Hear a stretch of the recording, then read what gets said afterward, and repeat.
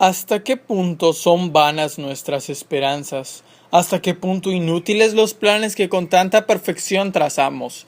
¿Hasta qué punto reina la ignorancia en la tierra? La muerte, la amante de todos nosotros, podrá respondérnoslo. Los que hay que pasan sus días deleitándose con canciones, bailes y torneos. Los hay que consagran su talento en las artes amables.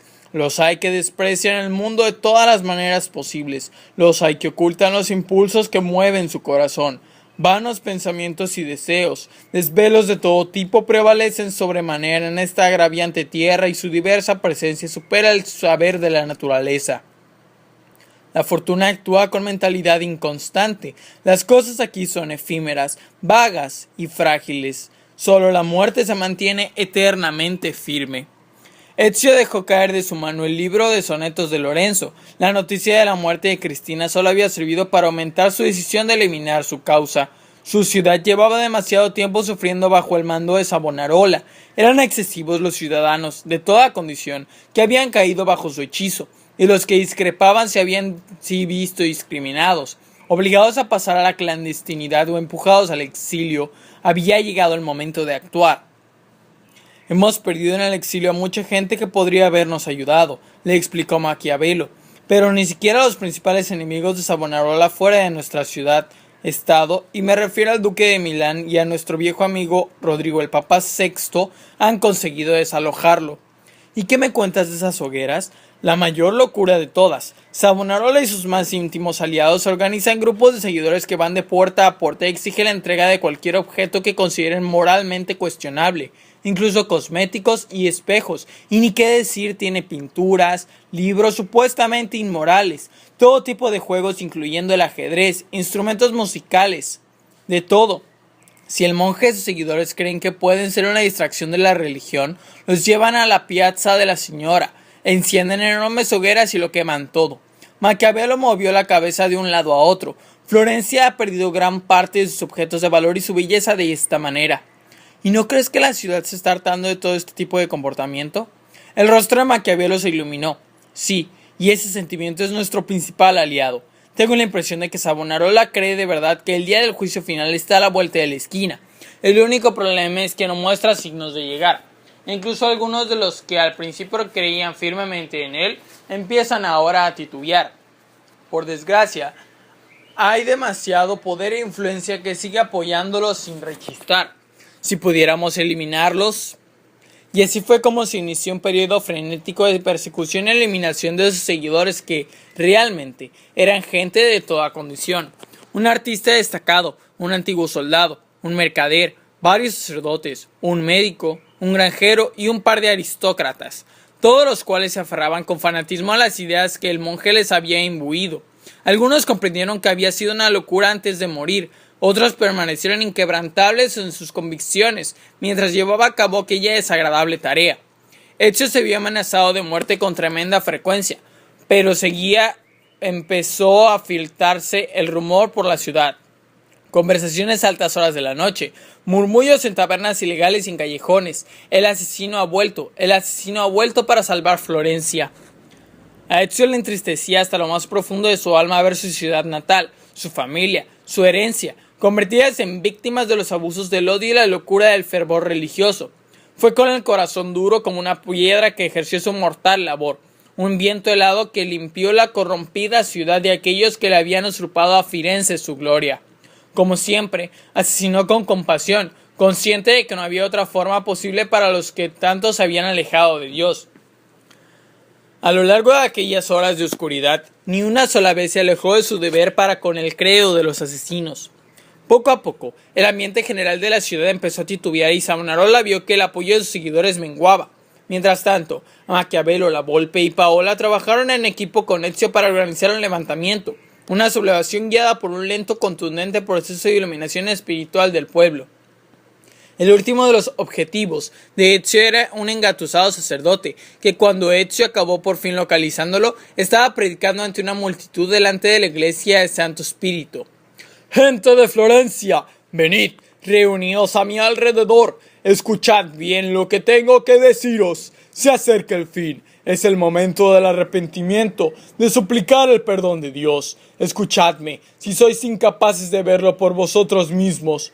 Los signos nos rodean, disturbios, hambre, enfermedades, corrupción, son los presagios de la oscuridad.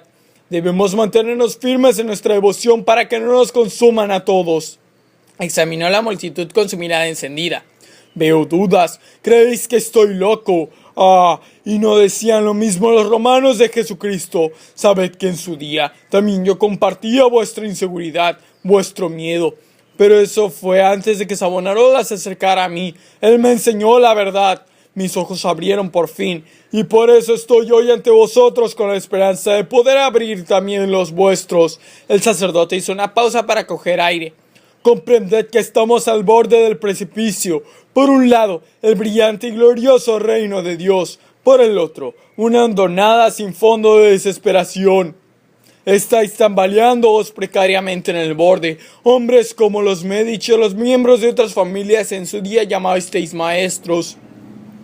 Buscaban los bienes y ganancias terrenales, abandonaron sus creencias a favor de los placeres materiales y querían que vosotros siguieseis su ejemplo. Hizo una nueva pausa, esta vez para enfatizar sus palabras, y continuó.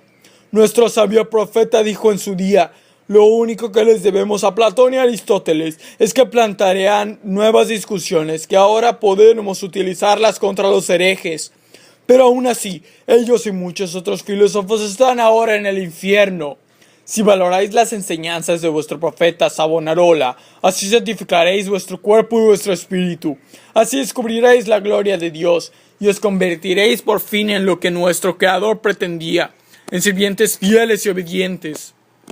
Pero la multitud, que empezaba a remar, estaba perdiendo interés y unos cuantos habían ido ya. Ezio dio un paso al frente y se dirigió al sacerdote. Intuyo que tu forma de pensar es propia, dijo. El sacerdote se echó a reír.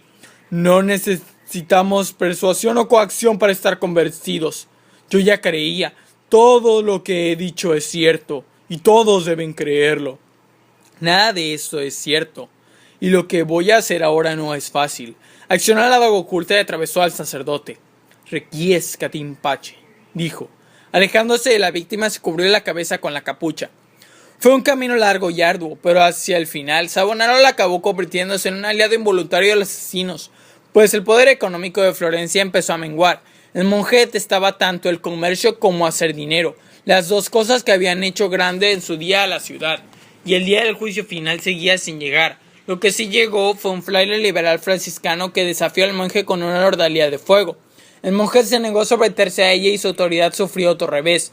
A principios de mayo de 1497, una enorme cantidad de jóvenes de la ciudad organizó manifestaciones de protesta que acabaron convirtiéndose en disturbios. Después de aquello, las tabernas empezaron a abrir, la gente volvió a cantar, a bailar y a jugar. Se reanudó la prostitución. La gente empezó a divertirse de nuevo, en realidad, y los bancos y los negocios abrieron otra vez a medida que, lentamente, primero los exiliados regresaban a los barrios de la ciudad liberados ya del régimen del monje.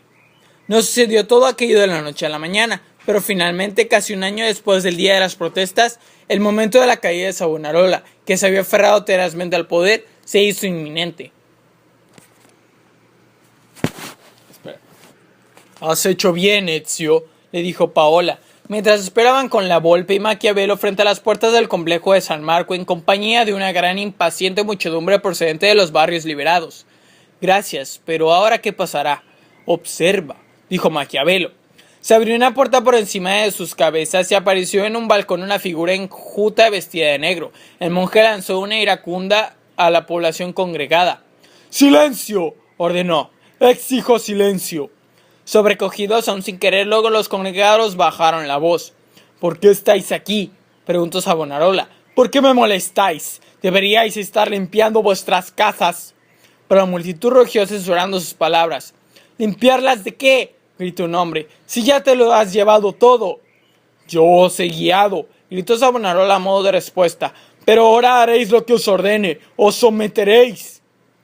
Y de entre los pliegues de sus ropajes extrajo el fruto del Edén y lo levantó. Ezio vio que en la mano que lo sujetaba le faltaba un dedo. Al instante, el fruto del Edén empezó a brillar y la multitud retrocedió. sofocando gritos. Pero Maquiavelo, manteniendo la calma, se preparó y sin dudarlo un instante lanzó un cuchillo que se clavó en el antebrazo del monje. Con un alarido de rabia y el dolor, Savonarola soltó el fruto del Edén que cayó desde el balcón hacia la muchedumbre. ¡No!, aulló. Pero de repente fue como si se encogiera su comportamiento tan desconcertante como patético. Aquello fue suficiente para el gentío. Allí congregado, unieron fuerzas y se lanzaron contra las puertas de San Marco.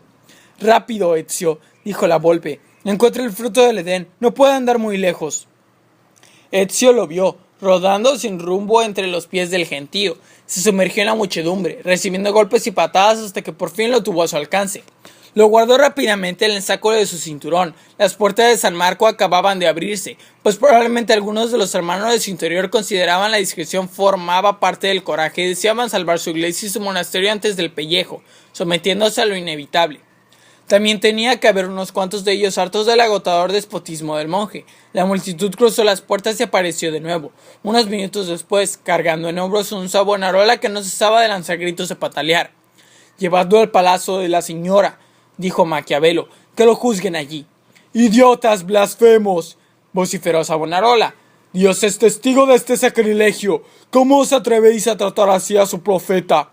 Los gritos de rabia de la multitud casi acallaban su voz, pero estaba tan agitado como asustado, y continuó chillando, pues el monje sabía que, aunque no lo pensara exactamente en esos términos, que aquella podía ser su última baza. «Herejes, arderéis todos en el infierno por esto. ¿Me habéis oído? ¡Arderéis!». Ezio y los demás asesinos siguieron la muchedumbre que seguía llevándose al monje, que no cesaba de vociferar su continua combinación de súplicas y amenazas. «La espada de Dios sobre la tierra velozmente y de forma repentina. Liberadme, pues solo yo puedo salvaros de su ira. Hijos míos, prestadme atención antes de que sea demasiado tarde. Solo existe una salvación verdadera y os habéis renunciado al camino que lleva a ella a cambio de simples beneficios materiales. Si no os sometéis de nuevo a mí, Florencia entera conocerá la ira del Señor, y esta ciudad caerá como Sodoma y Gomorra, pues él conocerá el alcance de vuestra traición. ¡Autimidio! 10.000 Judas han caído sobre mí». Ezio estaba lo bastante cerca del alboroto, como para poder oír el comentario de uno de los ciudadanos que cargaban con el monje. «Basta ya de mentiras. Desde que llegaste aquí no has hecho más que derramar miseria y odio». «Tal vez tengas a Dios en tu cabeza, monje», dijo otro, «pero lo tienes muy lejos del corazón». Están ya llegando a la piazza de la señora y una multitud inició sus gritos de triunfo. «Ya hemos sufrido bastante. Volveremos a ser un pueblo libre. La luz volverá a nuestra ciudad. Hay que castigar al traidor. El hereje es él. Ha tergiversado la palabra de Dios para sus propios intereses», gritó una mujer. «Por fin se ha roto el yugo de la tiranía religiosa», exclamó otra. «Savonarola será por fin castigado». «La verdad nos ilumina y el miedo se ha evaporado», gritó una tercera. «Tus palabras ya no valen para nada, monje». «Afirmabas ser su profeta, pero tus palabras eran oscuras y crueles. Nos llamaste marionetas del diablo. Me parece que la verdadera marioneta eras tú». Y Ezio y sus amigos no tuvieron necesidad de seguir intercediendo, pues la maquinaria que había puesto en movimiento realizaría por sí sola el resto del trabajo. Los líderes de la ciudad, tan ansiosos por salvar el pellejo como por recuperar el poder, salieron corriendo de la señora para hacer gala de su apoyo. Enseguida se erigió una tarima y, sobre ella, dispusieron una montaña gigantesca de astillas y leña en torno a 3 estacas, mientras Savonarola y sus lugartenientes más apasionados eran arrastrados hacia el interior de la señora para ser sometidos a un breve y feroz juicio. Nunca se había mostrado misericordioso y, en consecuencia, nadie tuvo misericordia de él. Los encausados reaparecieron encadenados y fueron conducidos a las estacas y atados a ellas. «Oh Señor, apiádate de mí», se oyó suplicar a Savonarola. «Aléjame del brazo del mal, rodeado como estoy de pecado, reclamo tu salvación». «Tú querías que yo ardiera», se burló un hombre, «pues ahora se han cambiado las tornas». Los verdugos acabaron antorchas a la leña que le rodeaba las estacas. Ezio observaba la escena, su cabeza ocupada por los recuerdos de los seres queridos que encontraron su final tantos años atrás exactamente en aquel mismo lugar. «Infelix ego», rezó Savonarola, su voz reflejando el dolor a medida que el fuego fue prendiéndose. «Omnium auxilio destitutus, He quebrantado las leyes del cielo y la tierra. ¿Hacia dónde puedo ir? ¿A quién puedo recurrir? ¿Quién se apiadará de mí? No me atrevo a levantar la vista al cielo, pues he pecado gravemente contra él. No puedo encontrar refugio en la tierra, pues en ella he sido un escándalo. Esto se aproximó todo lo que pudo. A pesar del dolor que me ha ocasionado, ningún hombre, ni siquiera este, se merece morir con tanto dolor, pensó. Extrajo de su saca su pistola cargada y la unió al mecanismo de su brazo derecho. En aquel momento, Savonarola se percató de su presencia y se quedó mirándolo con una combinación de miedo y esperanza. «Eres tú», dijo levantando la voz por encima del rugido del fuego, aunque esencialmente ambos se comunicaron por una conexión mental. «Sabía que llegaría este día. Hermano nuestro, conmigo la piedad que yo no mostré conmigo. Te abandoné a merced de los lobos y perros». Ezio levantó el brazo. «Adiós, padre», dijo y disparó. En el caos reinante en torno a la hoguera, su movimiento y el sonido del disparo pasaron desapercibidos. La cabeza de Savonarola la cayó sobre su pecho. «Vete en paz y que tu Dios sea quien te juzgue», dijo Ezio sin levantar la voz. «Requiescat in pace». Miró los dos lugartenientes, los monjes Domenico y Silvestro, pero ya estaban muertos. Sus tripas chamuscadas esparcidas por encima del silbante fuego. La nariz de los espectadores empezó a notar el olor de carne quemada. La multitud se había tranquilizado. Al cabo de poco rato, no se oyó más que el crujir de las llamas terminando con su trabajo. Ezio se alejó de las piras. Vio a Maquiavelo, la Volpe y Paola observándolo a escasa distancia. Maquiavelo se cruzó con su mirada y le hizo un gesto, animándolo. Ezio sabía lo que tenía que hacer. Se subió a la tamirima por el lado opuesto a donde estaban las hogueras y todos los ojos se clavaron en él. «Ciudadanos de Florencia», dijo utilizando un tono de voz claro y potente. «Hace 22 años estuve en el mismo lugar que hoy me encuentro y vi morir a mis seres queridos, traicionados por los que yo tenía por sus amigos. La venganza ofuscó mi mente. Me habría consumido de no haber sido por la sabiduría de unos cuantos desconocidos que me enseñaron a ver más allá de mis instintos. Nunca me predicaron respuestas, sino que me guiaron para que las encontrara por mí mismo». Ezio vio que su tío Mario acababa de sumarse a sus camaradas asesinos y levantó la mano para saludarlo. «Amigos míos», prosiguió, «no necesitamos que nadie nos diga lo que tenemos que hacer, ni Savonarola, ni los Pazzi, ni siquiera los Medici. Somos libres para seguir nuestro propio camino». Hizo una pausa. «Hay quienes querrían privarnos de esta libertad, y muchos de vosotros, muchos de nosotros, felizmente la entregarían. Pero está en nuestras manos poder elegir aquello que consideremos verdad. Y es precisamente ejercitar este poder a los que nos hace humanos. No existe libro ni maestro que nos dé las respuestas, que nos muestre la ruta. Por lo tanto, elegid vuestro camino. No me sigáis a mí ni a nadie». Sonriendo para sus adentros, se dio cuenta de lo intranquilos que parecían algunos miembros de la señora. Era posible que el ser humano no cambiara jamás, pero no hacía ningún daño darle un empujoncito. Bajó de la tarima de un salto, se cubrió la cabeza con la capucha y saltó de la plaza por la calle que seguía el muro norte de la señora. Una calle que recordaba muy bien haber recorrido 2 veces con anterioridad y desapareció de la vista de todo el mundo. Y allí fue donde empezó para Ezio la empresa más larga y dura de su vida que precedería a la inevitable confrontación final. Junto con Maquiavelo, organizó a sus compañeros de la Orden de los Asesinos en Florencia y en Venecia para que recorrieran la península italiana a lo largo y ancho armados con copias del mapa de Girolamo y reuniendo minuciosamente las páginas del Gran Códice pendientes de encontrar, para que exploraran las provincias del Piamonte, Trento, Liguria, Umbria, Veneto, Friuli, Lombardia, de la Emilia Romana, las Marcas, la Toscana, el Lacio, el Abruzzo, de Molise, Apulia, Campania y Basilicata, y la peligrosa Calabria. Pasaron quizá un tiempo excesivo en Capri y cruzaron al mar Tirreno para llegar a Cerdeña, la tierra de los secuestradores, y a Sicilia, llena de gente perversa y matones. Visitaron reyes y cortejaron duques, batallaron contra todos aquellos templarios que encontraron empañados en la misma misión, pero al final triunfaron. Se reunieron de nuevo en Monteriggioni. Habían precisado 5 largos años y Alejandro VI, Rodrigo Borgia, anciano ahora pero fuerte aún, continuaba siendo el Papa de Roma. El poder de los templarios, aunque menguado, seguía siendo una grave amenaza. Quedaba mucho por hacer,